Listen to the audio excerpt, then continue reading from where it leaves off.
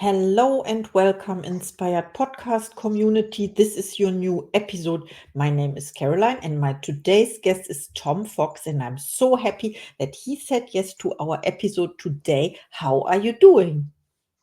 I'm doing great. Thank you, Carolyn. Wow, perfect. And I would love to introduce you to the audience, of course. You are the number one voice of compliance and founder of the Compliance Podcast Network, featuring 60 award-winning podcasts. You have written 28 books on compliance, business ethics, and leadership, including the Compliance Handbook. You also co-founded the Texas Hill Country Podcast Network, and you have authored 3 best-selling children's books on compliance. Welcome to the Inspired Podcast, Tom Fox. Thank you very much. My first question to you is, what inspired you to create the Compliance Podcast Network, and how have you managed to keep the content engaging across such diverse topics? So I started podcasting in 2012 in the area of legal and regulatory compliance. And in 2017, I got the bright idea to found a network. And there are 3 major trade groups in my area of compliance. So I went to each of them and said, let's create a consortium and pool all of our podcasts. And we'll be the only resource for information on compliance in the podcast format. It will not take away from anything you're doing. It'll just be an adjunct, and I could get no interest. So I said, bleep it, I'll do it myself. And so I did. And I putzed along for a couple of years, really didn't have much traction. And so in 2019, I decided that I had to fully commit or move it to hobby status. So I quit my other job, which was the practice of law. And I fully committed. I bought all the cool toys that you see. I built this huge network. And at the end of the year, I'd made about $10,000. And I thought, well, that was an interesting experiment. Just have to go back to real work. And then I did that for a little bit until basically March 15 of 2020, when America was shut down for COVID. And so what happened was, starting about May 15, every product provider in compliance called me with the same question, which was, how long to get access to your network? Because prior to COVID, almost all marketing had been done in person: conferences, trade shows, breakfast roundtables, in-company events, those sorts of things. And of course, that was not available. And they all said, we've got this huge marketing budget and we need to spend it. So I said, well, the answer to your question is 24 hours. Because of all the work I'd done the year before, it literally was a drop and drag, or a plug and play to get them up and running. And my little world, my little podcast network exploded. And since that time, I've been doing podcasting full time. That is really inspiring, and I understand the evolving. So you started 2012, you said, and Yes. then you thought about quitting, and you did for a little period of time. So you jumped also into it full time because you committed to it, and then you had setbacks, so to say, and then it exploded, and now you are where you are. That's exactly what happened. Okay, so let me ask you, how do you balance writing technical books on compliance with creating children's literature on the same topic? What motivated you to write for younger audiences? Well, I have to say, I let this guy talk me into it.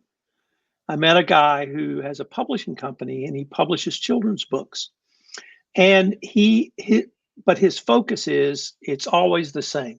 My mother is an accountant, my father's a teacher, my mother's a coach, my father's a lawyer. And it's designed to teach children what their parents do. And I thought, well, that's kind of interesting. And I don't know how I did, but I let him talk me into it. And so I did the first book, which was about being a compliance officer, which is called Being a Compliance Officer is Awesome. And I released it the week before Christmas 2022. Within 5 days, it was my biggest selling book ever. It was hugely popular. I cannot tell you why. I cannot give the reason, but I had 25,000 hits on LinkedIn. And so it was so popular, he came back to me and signed me for 2 more books. So I had a 3-book deal, and we published the first 3, and it's just hugely popular. Parents use it to teach their kids about compliance, but a lot of companies actually use them to teach their employees. And so every story I have on my website, I have a designated charity. It's called Pawtastic Friends, and they are in the dog rescue arena. And what they do is they give dogs what they call enrichment training to make them more adoptable. So every story features something about rescue dogs, like going to the dog rescue planet or rescuing dogs or adopting dogs. And so there's, animals are in there. So I really, I guess the best thing I can say is I stumbled upon it and it just worked. In fact, today I'm actually hand delivering 100 copies of one book to a compliance professional, and she's going to pass them around her company to help teach them about compliance. Wow, I love that. So you use simple language, I could say, so that I can understand because I'm not a native English speaker, so I can understand, and other adults as well. So you you talked about employees, and it's I like how you combine the rescue dogs, something that children love, right, with the serious topic of compliance as well. Yes, I understand. It's easy. It's easy how you explain it. And I love that. So you found something that there was a demand for it. It was not already there. Someone had to do it, and it was you. it was me. Okay. What do you consider the key challenges in compliance today, and how can companies better address these through leadership and ethics? The key challenges are in compliance are simply doing business ethically and in compliance, literally anywhere in the world. It all starts with leadership, or what we would call tone at the top. If you if your management is not committed to doing business ethically and in compliance, the company won't, because the employees will do what they see the leaders do. So it all starts at the top. The leaders have to communicate it. Then compliance professionals like myself, what we do is we create the infrastructure or the framework to do compliance. So we write policies, we enact procedures, and then we train on it. And the key is to manage your highest risk. There are certain parts of the world that are more risky than others, at least around bribery and corruption. So you have to be more careful there. You have to have greater oversight and greater monitoring. It does not mean you can't do business there. You certainly can, but you cannot, or you must do it carefully with a second set of eyes on everything you do. So it's about having a process. I see compliance as a business process, and once you put the business process in place and train people on it, then you monitor their actions to make sure everything runs smoothly. Yeah, I understand. So when I studied economics, it was not a required topic. It's 20 years ago. But then after that, they have to study this, and it's so important, and when you talked about other countries in the world and corruption or something, it's important to, I think, also to understand the cultures. So what does it have to do with cultures in other countries? Certainly, culture is of paramount importance, and things that work in the United States may not work in Central Asia, or they may not work in the Far East, or they may not work in West Africa. So you have to be culturally sensitive. But it's not that these countries want to engage in bribery. People in business don't want to have to do that. They hate it. It doesn't, if it's part of their culture, they may have to do it to get along, but they really don't want to. So if you can bring in a way to do business differently, you're going to actually start to change an entire culture in a country. And that's one of the reasons I'm so excited and passionate about this field. Yeah, I love that. So I understand culture is also a part of when you were or where you were raised, where you were born, right? And it is like you inhale it with your family. And if you are not used to follow those principles, you implement in the companies, right? So it is strange to you, and you have to learn it. And maybe people refuse it because it's new. So this is where your children's book come into play, right? So you can teach this from an early age on. So let me give you the best example of that. A key part of a compliance program is what we call in America speak up. So if you see something, raise your hand and say something.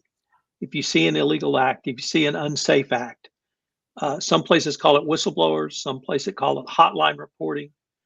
Right now, the favored words are speak up. And so when my daughter was about 15, I asked her if she knew what a whistleblower was. And I explained to her what it was. And she looked at me and she says, "Yeah, Dad, we call that a rat." And I thought, we have a problem here. And so I thought about that for a long time. And so that's the reason I wrote a book about speaking up. So the story is they're going to the dog rescue planet. Something happens on the spaceship, and the engineer hides it, and a young um, crew member struggles with whether they should go over the engineer's head and report it to the captain, and eventually they do, and it saves the spaceship. Uh, d- Speaking up doesn't have to be an illegal act; it can be a safety issue, or it can be doing something better. So that's an important part as well. Yes, I understand. So you pack the principles or whatever the message you want to transport in stories. Yeah, storytelling. And I love Yes, that with the spaceship and the engineer, and it makes it more like not visible, but we can imagine we have a story in mind, and then by we don't have to think about it. When you read this book, then you will implement the message, right? right. Wow, I love that so much. So thank you so much for our interview. I have more questions, of course, about your goals. Do you set goals or intentions for yourself? And what is one of your next projects or books? Well, I'm writing 3 books right now. One is sort of lessons learned for compliance professionals. The handbook you mentioned, I update that annually, so I'm starting that updating process. And the one I'm having the most fun with is the following. I'm a huge fan of Star Trek, the original series. And every summer, I do a podcast series, a daily podcast series called Trekking Through Compliance, which is compliance and ethics lessons from Star Trek, the original series. And this summer, I've done it 7 years, and this summer I redid it for afresh for the first time in a couple of years. And I rediscovered my love for Star Trek and compliance. So I'm writing a book on the top 10 compliance lessons from Star Trek. So those are the books I'm working on. On podcasts, I think I have, I don't know, I've always got 5 or 6 in development. So Mhm. I have 5 or 6 more. I start 3 or 4 podcasts a month. I, my my charm and my curse is I have one switch, and that's on and off. And once the on switch goes on, I can't stop. So I don't have a dimmer switch. So I get an idea and I start a new podcast. I love that. We have something in common. But I have only, yeah, I have 3 podcasts, but I don't start 3 every month. So yes, it's very impressive. And one of my questions is always, where can we find you when people reach out to you or they want to connect? But I think everyone finds you. But maybe you can mention a website or. Sure. So the Compliance Podcast Network is found at www.compliancepodcastnetwork.net. You can connect with me on LinkedIn. I'm at Thomas R. Fox. I'm on Twitter at TFoxLaw. You can email me at tfox@tfoxlaw. Um, and I'd love to talk to anybody about compliance, about podcasting, about writing children's books, or anything else you want to talk about. Oh, I love that. Thank you so much. Please reach out to Tom. He's amazing. He shares his knowledge and wisdom, and the people don't have that information yet, but you bring it into the world. Of course, it's so important. Thank you so much for our interview. And now it's time for something you want to add before we close. Yes. Something I want to add before we close. Everyone, everyone needs a podcast, period. Every business, every person, if you're in the corporate world, or if you're a professional, you need a podcast. What should your podcast be on? Whatever you want. Because there is no better way to build your own personal brand. There's no better way to build your professional brand. And there's no better way to meet people like you. I mean, we met literally across the world because of our joint love of podcasting. So if you've ever thought about starting a podcast, I've written books on that, starting a podcast. So I'm more than happy to talk to anyone. The cost to entry is, I don't want to say zero, but certainly less than $500. And you will share your voice, and your story is important to share. Thank you. I totally agree with that. This is also the reason I started my podcast, to connect people all over the world and to be a living example of that making a difference is possible, and bringing the light and peace into the world, of course, also my message. And to encourage everyone to start their own podcast. I am also here to help, and Tom is here, and I'm so happy we are now together and connected. Thank you so much for our interview, It's been my pleasure. and have the best day ever.